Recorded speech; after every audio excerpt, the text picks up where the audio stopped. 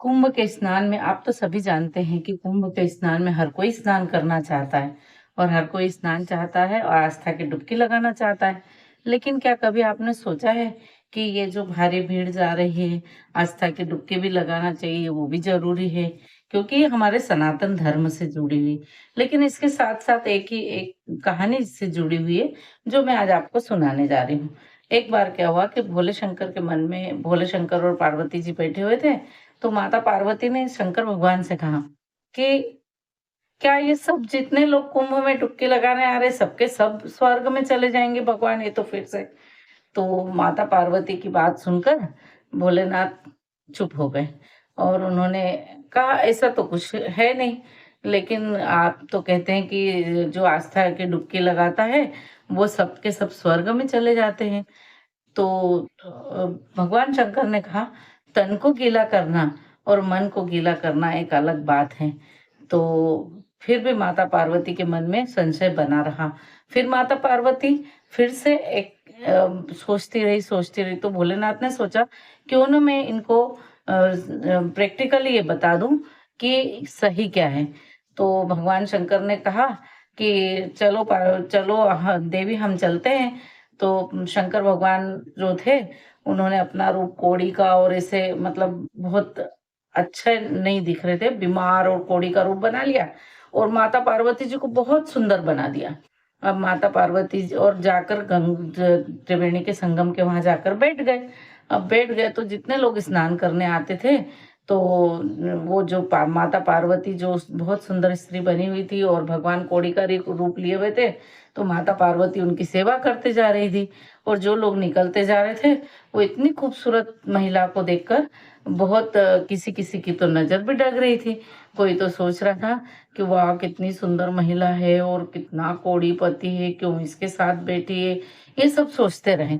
लेकिन फिर क्या हुआ कि ऐसा करते-करते सवेरे से शाम हो गई।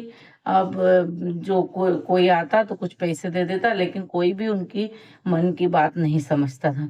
लेकिन जब शाम हो गई तो एक सज्जन पुरुष आए, उन्होंने पूछा क्या हुआ? तो उन्होंने कहा कि मैं जो हूँ अ, मैं कुंभ स्नान के लिए आई थी, लेकिन मेरे पति बीमार हैं और बीमार होने के कारण मैं इनको आराम की ज़रूरत पड़ी तो हम यहाँ रुक गए।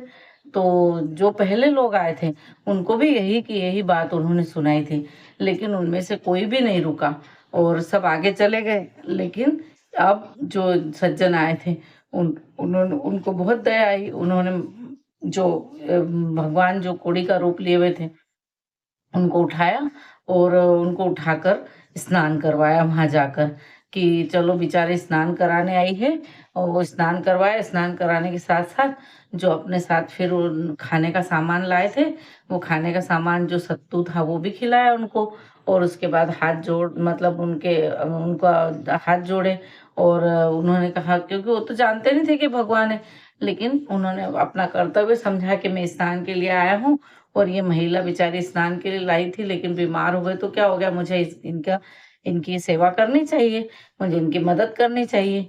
बस क्या अब क्या था, भगवान शंकर और माता पार्वती अपना रूप रूप बदल कर वापस चले गए।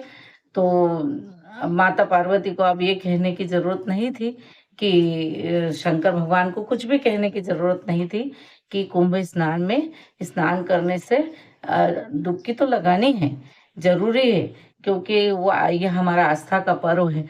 लेकिन साथ ही साथ में मन मन को भी पवित्र करना बहुत ज़रूरी है और तो लाखों लोग स्नान करते हैं।